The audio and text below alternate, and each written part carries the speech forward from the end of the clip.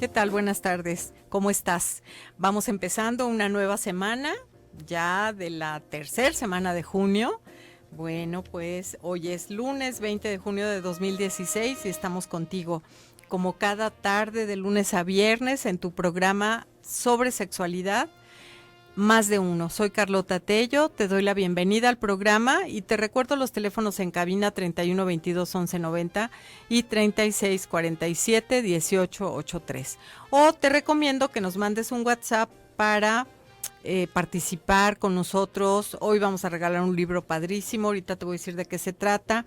Y también para que nos hagas preguntas, porque hoy tenemos un invitado de lujo.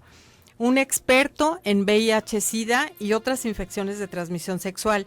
Nos vamos a enfocar todo el programa en VIH, porque a mí me parece, y esta es onda mía, ahorita le preguntamos a él, que de repente se dejó de hablar mucho de VIH y sabemos que hay infecciones nuevas, que hay personas que vamos detectando nuevamente, como que se nos olvida que está el VIH presente alrededor de nosotros, como que las generaciones nuevas, bueno, ahorita a lo mejor suena un poco ridículo decirlo, cuando yo empecé a estudiar el VIH y empezamos a hacer muchísima prevención y atención a algunos casos, decíamos, es que qué distinto es las personas que ya estábamos un poquito grandecitas cuando apareció el VIH a las personas que nacieron después de que había aparecido el VIH. A lo mejor eso ya es ridículo ahorita decirlo porque ya pasaron 30 y tantos años, pero todavía uno que ya es grande, ¿verdad? Uno que ya tiene mucha experiencia, te das cuenta que es distinto cómo van viviendo su vida sexual, pensando o no pensando en el VIH y lo que significa el VIH en la vida. Entonces, es importante seguir hablando de VIH-Sida, muy importante porque todavía no hay cura, hay algunas novedades que te vamos a relatar el día de hoy, pero para esto tenemos al doctor Jaime Briceño, que es doctor en el Consejo Estatal para la Prevención y Atención del VIH-Sida. ¿Cómo estás, doctor? ¿Qué tal? Muchas gracias por la invitación. Gracias. No, al contrario, muchas gracias por haber aceptado estar con nosotras. Sí. Pues qué bueno, con nosotras y nosotros. Pues qué bueno hablar de esto y a mí me gustaría que primero hicieras así como una reseñita muy rápida de la epidemiología del mundo, de México y de Jalisco, ¿no? Claro que sí, les puedo ofrecer un panorama breve epidemiológico de lo que es el VIH. Bueno, para poder hablar del panorama epidemiológico tendríamos que remontarnos también muy importante a los orígenes del virus. Es un virus que tuvo su origen en el África Central. Se pensó en un momento cuál fue el origen de este virus y parece ser que es un virus que debido a su alta capacidad que tiene para sufrir mutaciones, quiere decir esto, para cambiar. El virus originalmente fue una enfermedad zoonótica. ¿Qué significa esto? Una enfermedad zoonótica es una enfermedad que inicialmente estaba en otra especie, en animales, y que dio un salto a humanos. De hecho, algunos estudios recientes, fíjate, nosotros conocemos, y tú seguramente te enteraste, ahorita que hablaste de la generación que vivió con el VIH, seguramente te enteraste de los primeros casos del 1982. Sí, claro. Y pudiéramos decir, ahí se originó el VIH, ¿no? Sí. Pues que evidencia reciente sugiere que el virus se originó desde mucho antes. Inclusive estudios, vamos a decir, genéticos, vamos a hablar así en términos sencillos del DNA del virus, que no tiene DNA, tiene RNA, pero bueno, estudios genéticos para que me entiendan, han demostrado que el virus presentó por lo menos 4 saltos de especie. Fíjate lo que te voy a decir, desde 1884 a 1924. ¿Y qué pasaba en ese entonces? Bueno, que seguramente en comunidades pequeñas en el África Central y con actividades como era comer mono, en algunas especies de monos, parecía que era una epidemia que era controlada, que era aislada, pero muy localizada, y bueno, en los años 1920 pues parecía que no llamaba la atención del mundo a nadie, ¿no?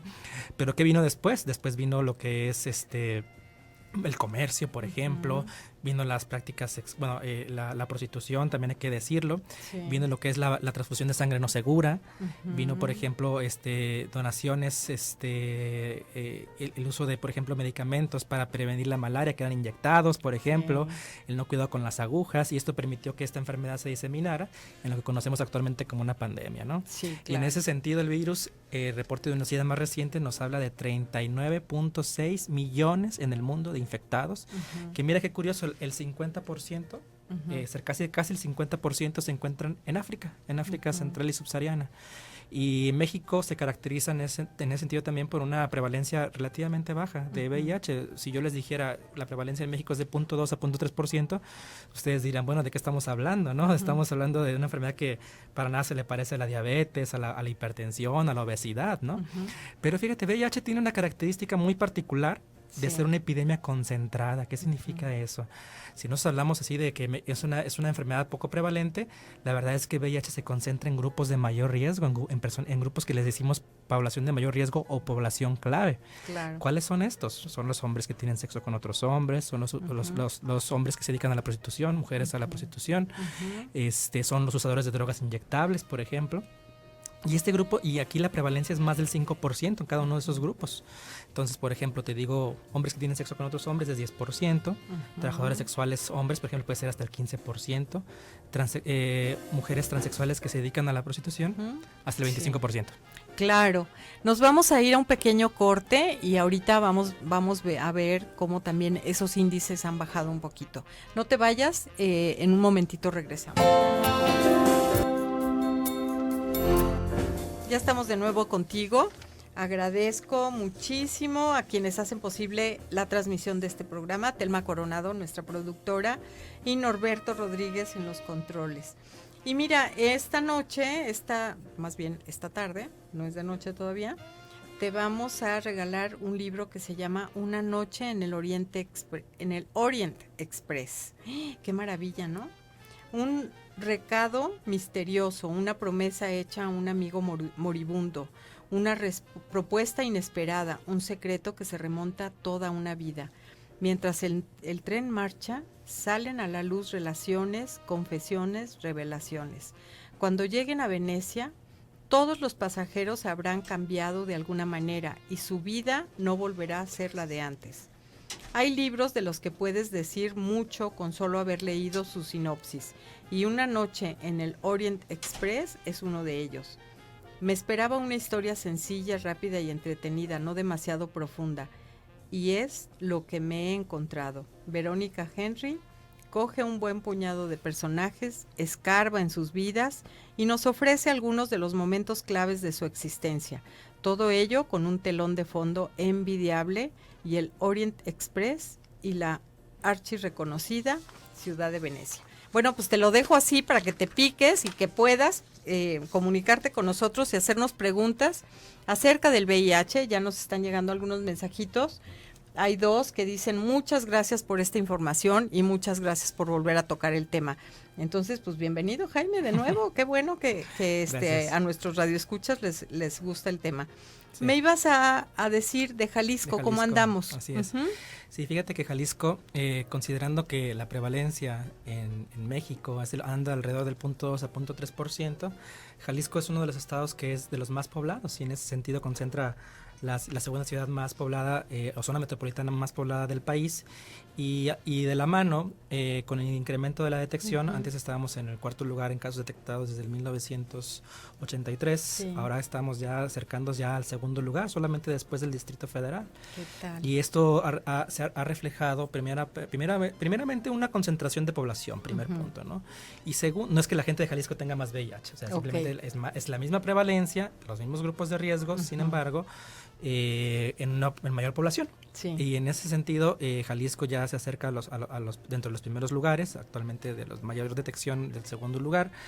Y dentro de Jalisco, la zona metropolitana de Guadalajara concentra la mayor cantidad de personas que viven con el virus. Alrededor aquí en la zona metropolitana tendemos alrededor del 75% de la gente que vive con VIH, y Puerto Vallarta el otro 14%. Claro. Y el restante es un cúmulo de todos los municipios del estado, ¿no? Entonces yo te comentaba que VIH es una infección que se concentra en ciertos grupos de población.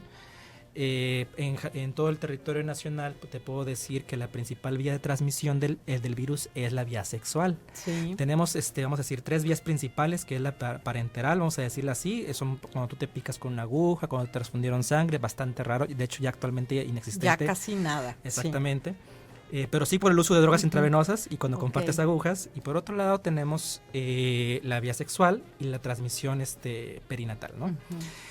Y la principal vía de transmisión del virus sigue siendo por más del 95% la vía sexual. Y dentro de eso es muy importante mencionar cuáles son las vías más eficientes de transmisión. Claro. Porque no es el epitelio, vamos a decir, ¿qué es el epitelio? El epitelio es una cubierta de células, o sea, como tienes células en todo tu cuerpo, en tus genitales tienes cubiertas de células, y cuando las células no tienen queratina se les llama mucosas, vamos a decirlo así, ¿no? Entonces, la mucosa de glande y la mucosa vaginal tienen múltiples capas de células. Eso los hace muy resistentes a una infección por el virus. En cambio, cuando se tiene un sexo anal, ya sea sobre todo receptivo, que es el mayor riesgo de transmisión, es una sola capa de células, el recto. Es un epitelio que no está adaptado para las relaciones sexuales. Entonces, ¿qué pasa? Que con una sola capa de células y con el trauma que se genera con la relación sexual, pues lo que ocurre es mayor primero puerta de entrada para que pueda entrar más vulnerable, para que pueda entrar el virus, exactamente, y que depende de muchísimos factores. Depende, por ejemplo, la vía de entrada, como ya mencioné, más en sexo rectal, anal receptivo, pero también depende de la cantidad de virus que tenga la persona, claro, y el tipo de virus que tenga la persona, porque algunos virus pueden ser defectuosos en su replicación. Otros virus pueden ser muy eficientes en su replicación. La cantidad de virus es muy importante. Fíjense, sonaría un poco riesgoso, pero yo les puedo decir, y eso se ha ido demostrado con estudios, que un paciente que tiene VIH y está bien tratado, es muy difícil que transmita el virus. Y de hecho prácticamente nulo abajo de las 1000 copias, claro, para que transmita el virus. ¿Y por qué ocurre esto? Bueno, porque también depende de la cantidad de virus que tengas tanto en sangre como en secreciones genitales, ¿no? Claro, sí. Entonces, hablando solamente de vías de transmisión, les puedo decir, la vía más eficiente de transmisión es la vía sexual anal receptiva, desde un 10 a un 30%, tan alta como 30%, pero también tan baja inclusive como uno en 300, ¿no? Pero que es muy eficiente. Y también tenemos la vía, vamos a decir, vaginal, de hombre-mujer, vamos a decir hombre-mujer para que sea más claro. La transmisión de hombre-mujer anda alrededor de 1 hasta 1 en 2000, por ejemplo. De mujer a hombre es más difícil, sí, es hasta 1 en 3000, por ejemplo. Una picadura con un paciente con virus puede andar alrededor de 0.3%, ¿sí? Vamos a decir, si te transfundes sangre con VIH, que ya no ocurre en la actualidad, pues eran transmisiones del 95-99%, ¿no? Claro, ahora sí. Actualmente no, actualmente es uno como en 6 millones de transfusiones. La verdad es que es imposible, casi imposible. Sí, por el cuidado que se tiene ahora de la sangre. Y la transmisión perinatal anda alrededor del 25%, puede ser tan alta como el 40%, alta, sí, pero aquí es la clave y uno de los programas y una de las situaciones más beneficiosas que tiene la terapia antirretroviral, que si tú detectas a una mujer embarazada y le ofreces tratamiento, tú puedes reducir la transmisión a menos del 1%, ¿no? Entonces tú puedes ofrecer una generación sin virus. ¿Qué quiere decir esto? A mí me gustaría que aquí puntualizáramos algo. Sí. Si tú estás embarazada, por favor, hazte la prueba. Sí. No importa si estás en el primer trimestre, en el segundo, no importa, hazte la prueba. En cuanto sepas que estás embarazada, hazte la prueba. Jalisco tiene un programa maravilloso, la Mesa de Alumbramiento Sin SIDA en Jalisco, sigue trabajando. Sí, y el programa Salva tu bebé del SIDA. Y el programa Salva tu bebé del SIDA, en donde hemos estado junto con el Mesón de la Misericordia, haciendo detecciones en población vulnerable, que finalmente cualquier mujer embarazada puede ser vulnerable. Entonces les dan un seguimiento perfecto semana por semana y sus bebés nacen sin VIH y se dan de alta 2 años después. Entonces es súper importante que todas las mujeres embarazadas que nos escuchan, o si tú conoces a alguna mujer embarazada, la convenzas de que se haga la prueba de VIH. Eso es muy importante. Toda mujer embarazada debe tener por lo menos 2 pruebas rápidas, dos detecciones. Sí. Y en ese sentido, esta administración desde el año pasado tiene, de acuerdo al cálculo de nacimientos en el estado y por región, asegurado el 100% de las existencias de pruebas para mujeres embarazadas. Exacto. Entonces ya no va a haber pretextos de que no hay pruebas rápidas, y de hecho tú, mujer embarazada que nos escuchas, tienes que exigir a tu médico que te haga la prueba para VIH. ¿Por qué? Qué buen punto que vamos a tocar, porque fíjate que la prevalencia en embarazadas es muy bajita, es del 0.07%, que significa que por lo menos tenemos que hacer 2000 pruebas para detectar a una mujer embarazada. Claro. ¿Qué quiere decir esto? Que la detección tiene que ser sistemática, universal, sin importar factores de riesgo, sin importar que mi marido me cuida, sin importar todas esas cosas. tenemos que enfrentarla a todos en forma sistemática, ¿no? Uh-huh. Y mira, una situación que te quería comentar, Carlota, y que es algo muy importante porque lo ha dicho Nucida, no nosotros, es enseñarte el modelo de la cascada de atención del VIH. ¿Qué significa esto? Si nosotros tenemos una población teórica infectada, que en México se calcula anda alrededor de los 180,000 personas infectadas. Quiero decirte que México tiene detectados solamente, todo el país, todo el país, solamente 122,000 pacientes. ¿Qué quiere decir esto? Alrededor del 67%. Y luego, fíjate, te voy a poner escenario. Fíjate ese teórico inicial de 180,000 pacientes, ¿no? De los que se han detectado en México, incorporados a la atención en los que sigue, ¿no? O sea, tú detectas una persona con VIH, le ofreces atenderse. Tenemos solamente el 53% en México. Y de esos que se ingresan a la atención, se les ofrece tratamiento al 49% y terminan, que creo que lo que esperamos con el tratamiento, que supriman el virus, que no se replique el virus para que no siga dañando el sistema inmune. Y que tampoco se transmita. Y en ese sentido tenemos el 32% en México. Dios, se va bajando. Esa es la cascada de la atención. Cifra? Y entonces, fíjate, a través de diversos modelos, vamos a decir matemáticos, que escapan a la realidad del programa para explicarlos, ONUCIDA ha determinado, fíjate, que si para el 2020 logramos el 90% de detección, el 90% de incorporación a la atención y el 90% del tratamiento, podemos eliminar la epidemia para el 2030. O sea, con 10 años, con 10 años de 90, pudiéramos eliminar la epidemia. ¿Cómo andamos en Jalisco? Si nos vamos a un pequeñito corte y enseguida regresamos.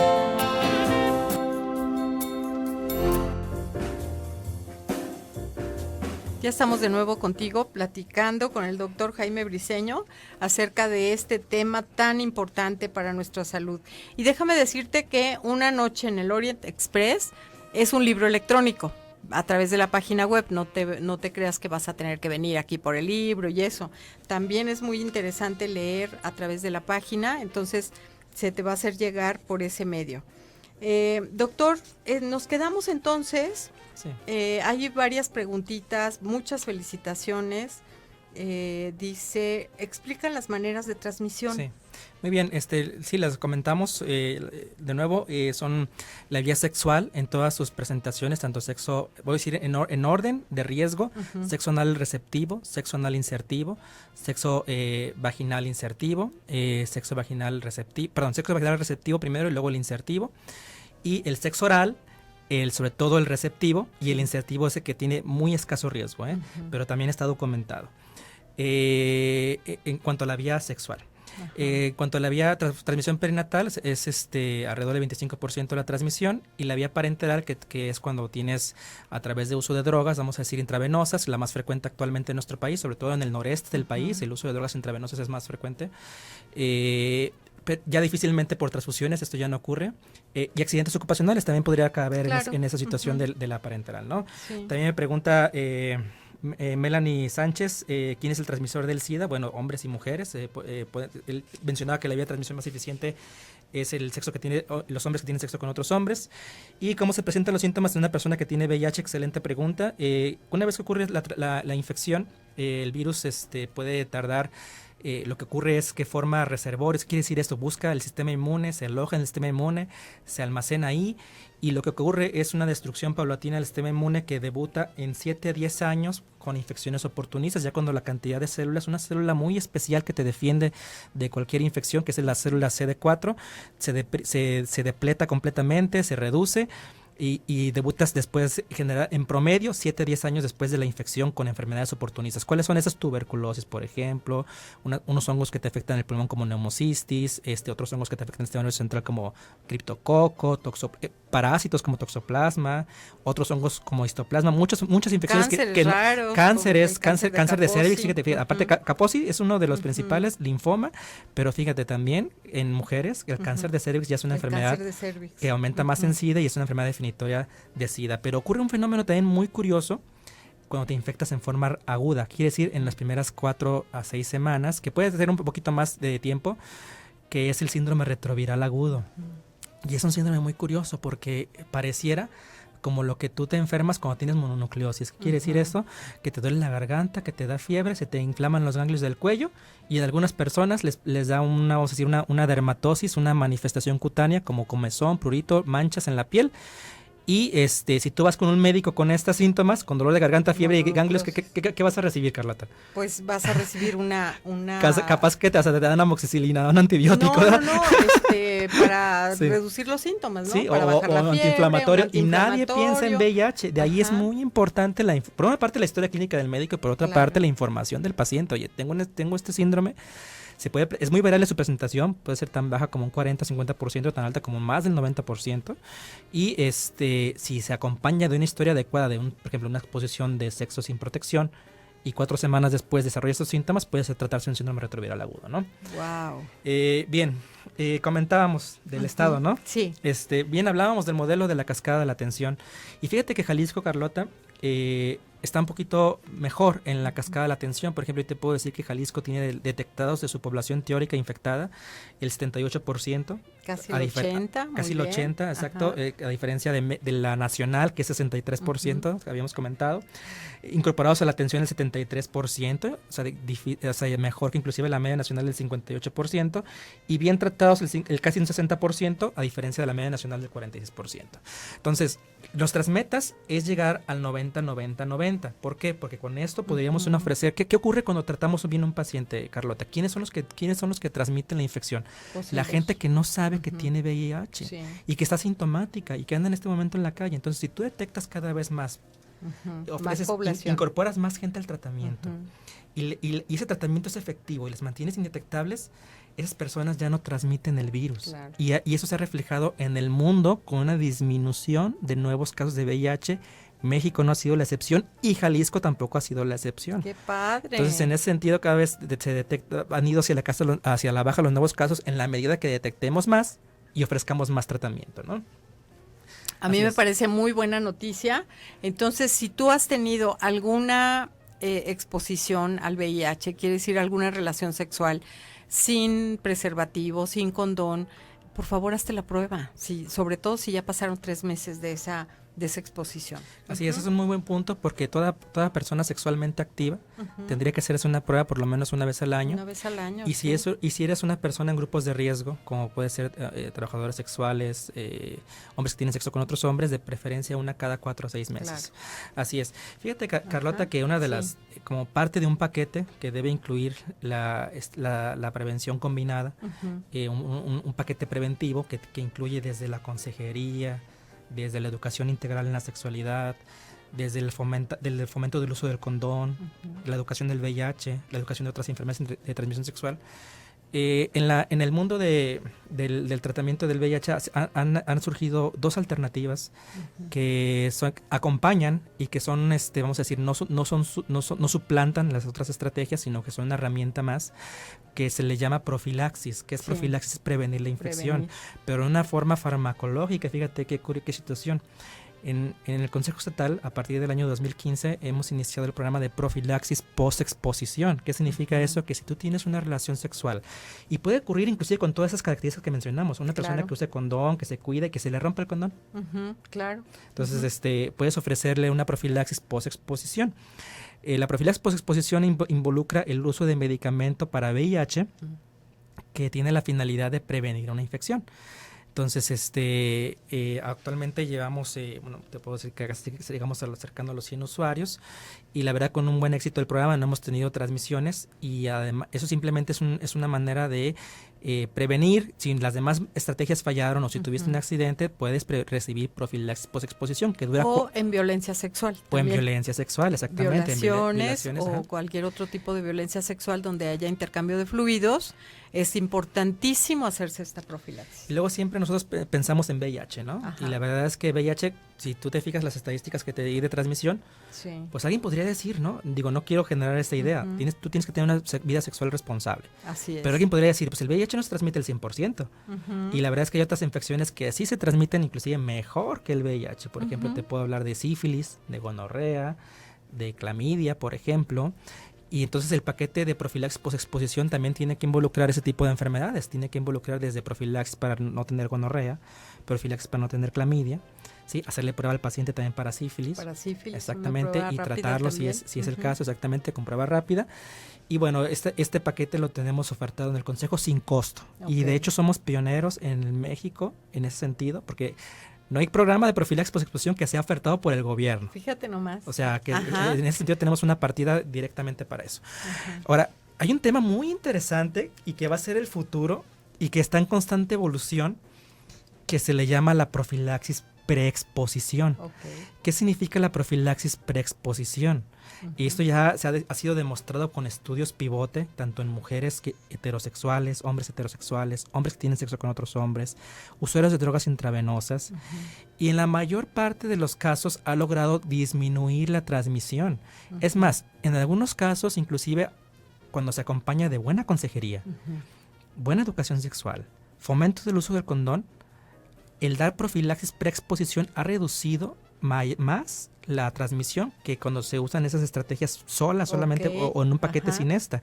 Y en algunos estudios que han sido, por una parte, comparados con placebo, ¿qué quiere decir este placebo? Que algunas personas que son, vamos a decir, de riesgo, casi la mayoría de los estudios involucran gente que ha tenido sexo sin protección en los últimos 3 a 6 meses, y les ofreces un tratamiento y lo comparas con otras que les dan una pastilla que se parece al tratamiento, y que no saben cuál es, no saben ni el médico, no saben ni el paciente qué es lo que está tomando, cuando a la hora que se hacen los análisis han demostrado reducciones de la transmisión que van del 60 al 80%. ¿Qué tal? Pues pero también han demostrado otros, ahí te va el asunto, que no ha funcionado en algunas mujeres, sobre todo hay 2 estudios que para los que seguramente saben de este tema, el FEMPREP y el VOICE, demostraron que no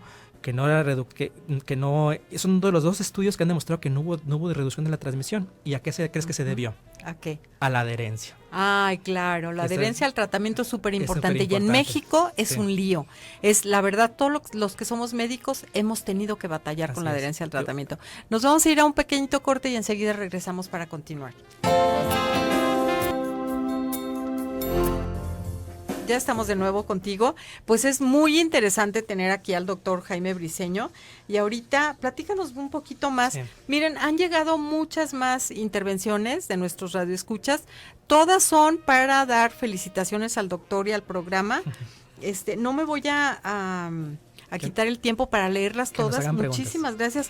Prefiero que nos hagan preguntas. Aprovechen al doctor que está aquí. Pues sí, pero es lo que digo, Telma, que si hay una pregunta. Ok. Dice, buenas tardes. Felicidades por el invitado. Tiene un gran dominio del tema y lo maneja de una manera muy interesante y muy entendible. ¿Podría hablarnos del futuro de los antirretrovirales, sobre todo los de liberación prolongada, por el problema que se tiene en la adherencia y resistencia? Sí, eso es muy buena pregunta. Es un tema que va de la mano justo con lo que hablábamos, porque ya se está ensayando también en esta área. Fíjate, también acaba de ocurrir a inicios del año la conferencia de retrovirus que se llama CROI mundial, y justamente anunciaron los nuevos antirretrovirales de depósito, que ya se venían diseñando desde antes, pero anunciaron los primeros ensayos clínicos, en donde, ya sabes, estudios fase 2, fase 3, en donde un medicamento en particular que se llama cabotegravir, que puede ser inyectado inclusive hasta cada 2 o 3 meses, ha demostrado ser eficaz en ese sentido, y imagínate una terapia en la cual no te la tengas que tomar diario, para ese paciente. Nada más una inyeccioncita cada 2 meses. Exactamente, y te pongo otro escenario, que justamente es el tema que hablamos, ¿no? Sí. Y si le das esa inyeccióncita al paciente que es profilaxis, que tiene que a pesar de todas las estrategias de educación, promoción del condón, sexo responsable, sigue teniendo sexo sin protección, si lo usas como profilaxis preexposición, imagínate la oportunidad que hay. Y justamente quería tocar ese tema muy grande oportunidad. Porque fíjate, tú mencionabas algo muy importante, y ¿qué pasa con los riesgos de esa terapia? Porque no son dulces, es terapia antirretroviral. Y exactamente, de hecho, muchos en esos estudios que te comento, pivote, donde se ha demostrado en la mayoría del beneficio de la profilaxis, han demostrado inclusive también que, se presentan algunos daños también. O sea, por ejemplo, te puedo decir, en algunos alrededor del 5% presentó daño renal, que es característico del tenofovir, en otros daño hepático, en otros de uso prolongado, inclusive desmineralización ósea, que es otro de los efectos del tenofovir, que es el que más se utiliza en ese sentido. Y entonces ese es el punto que quería llegar. Sí. Es una situación que tiene todavía muchas aristas, muchas preguntas, y que la terapia va evolucionando. Actualmente necesitaríamos, ¿cuál sería la mejor terapia en ese sentido en poblaciones de alto riesgo? Y en ese sentido quiero ser muy específico. Esta terapia ha demostrado beneficio en hombres que tienen sexo con hombres, parejas serodiscordantes. Donde parejas serodiscordantes es donde uno de ellos vive con VIH. Y el otro no, exactamente. El otro no. Prostitución, o sea, gente que se dedica a la prostitución, y usuarios de drogas inyectables. Entonces, en esos grupos es donde ha demostrado su terapia, que sería lo indicado en estos grupos, ¿sí me explico? Sí. Como parte de una estrategia de prevención combinada. Y ese es un tema que pues, es de relevancia tocar porque seguramente ya se está viviendo en Estados Unidos, por ejemplo. Inclusive muchas aseguradoras ya lo están ofreciendo. Y México seguramente tendrá que tomar una actitud ante esta oportunidad, ¿no? Y es una terapia que ha evolucionado y lo que uno quisiera es una terapia que sea, fácil de tomar, pues el medicamento de depósito, que no tenga efectos adversos, ¿sí? Como estos que pueden tener. Y esa es la contraparte, ¿no?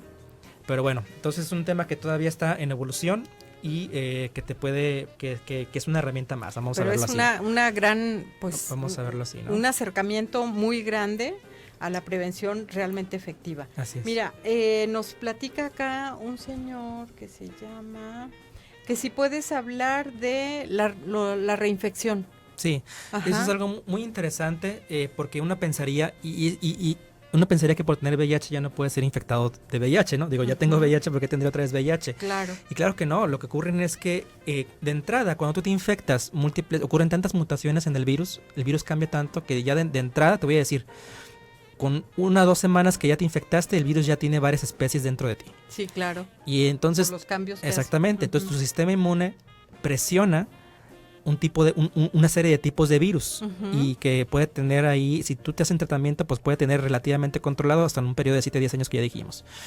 O al contrario, puedes tener terapia antirretroviral y estar suprimiendo ese virus. Sí.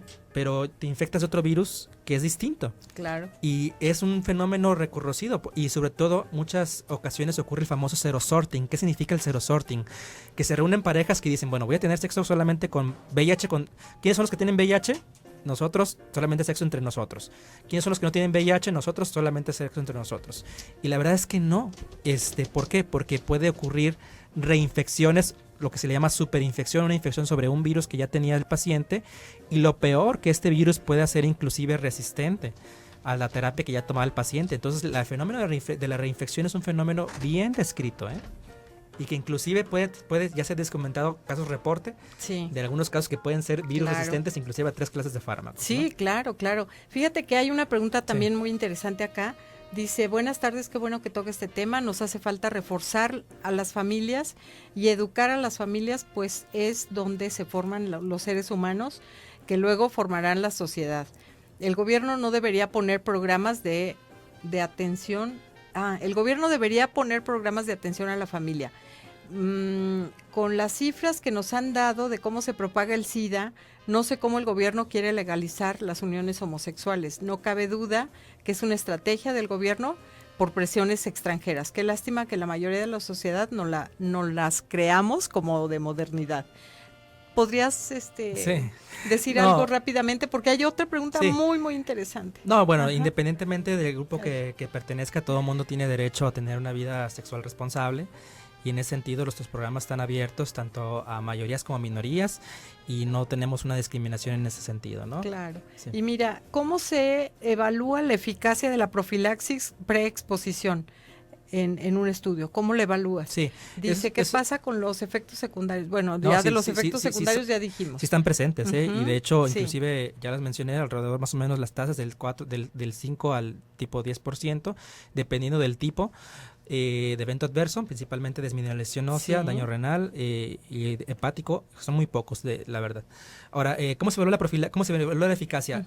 Eso es un tema muy, muy importante, porque mucha gente dice, ¿la profilaxis es 100% efectiva? No, no, porque depende de muchos factores, depende de que seas adherente a ella, y los estudios han demostrado que lo que se hace es comparar en 2 grupos, los que la reciben y los que no la reciben, qué proporción tuvieron infección los que la recibieron contra qué proporción tuvieron los que no la recibieron. Claro. Y cuando ven que la proporción es muchísimo menor Ojo, no cero, ¿eh? No cero, pero no cero. es muchísimo o sea, hay menor. infección, pero es menor. Sí, hay infección, exactamente. Con menor, se dice 60-80% menos que en el grupo que no la recibió. Claro. ¿Sí me explico? Y, o sea, no es la panacea tampoco. Por eso debe ser... cuando hablamos de... Ahora, la posexposición sí ha sido un poquito más efectiva, ¿eh? Sí. La posexposición, que es con 3 medicamentos a diferencia de 2, inclusive hay estudios que hasta del 99% algunos, ¿no? ¿Cuánto tiempo tiene que pasar, por ejemplo, de una violación? Excelente, 72 horas. 72 No más. Antes de preferencia, de las 72 horas, después de la exposición. De preferencia, entre más pronto mejor. De hecho, claro. si es en las primeras 2 horas, tanto no ocupacional como ocupacional, es muchísimo mejor, porque es cuando el virus todavía ni siquiera ha encontrado contacto con reservorios, con el sistema inmune, ¿no? Sí, muy Así bien. es. Violencia sexual, primero que nada, la profilaxis para VIH, para sífilis y también la pastilla del día siguiente. Para embarazo, exactamente. O sea, es súper importante. Gonorrea, entre otros. Ajá. Sí, y rápidamente, mira, dice, tengo 23 años, tengo sexo oral con mi esposo, muy seguido. ¿Estamos en riesgo? Ella, si fuera un sexo oral, receptivo y el esposo tuviera VIH, sí. Sí, es un riesgo documentado. No así si el paciente tuviera VIH y le hiciera el sexo oral a ella. Claro. Porque la saliva no es un medio eficiente de transmisión. Yo creo que en este caso son esposos y lo más probable es que ninguno pero de los nos sirve tenga, para poner el ejemplo. Ajá. Sirve para el ejemplo, nada más. Así es. Jaime, muchísimas gracias. Ya se nos está yendo el programa, se fue rapidísimo. Jaime, el doctor Jaime Briceño estuvo con nosotros esta tarde. ¿Dónde te podemos hablar o comunicarnos? Yo estoy a sus órdenes en la coordinación de subconsejos del Consejo Estatal para la Prevención del SIDA. Entonces ahí me pueden buscar. Jaime Briceño, sus órdenes. El teléfono es 3030. No lo tengo en la mano. Se los voy a deber, se los dejo en un correo. Sí, ok. 3030, no me acuerdo. Déjame ver si yo lo traigo. Sí. Pero recuerda que la prevención es súper importante. La prevención es que tú seas consciente de lo que estás haciendo, de con quién lo estás haciendo, de que sepas que siempre hay riesgo. O sea, siempre hay que pensar que el otro, aunque esté muy bañadito y muy sano, se vea muy sano, no sabemos exactamente si 3030 7814 7814. ¿Sí? Sí, así es. 3030 7814 es el número y siempre prevén el riesgo, por favor. Vamos a invitar pronto al doctor Jaime Briceño porque hubo muchas llamaditas que no se contestaron y sigue participando por el libro en la página y ahí en la página te van a decir quién ganó. Muchísimas gracias, buenas noches, sé feliz y nos escuchamos mañana en punto de las 7.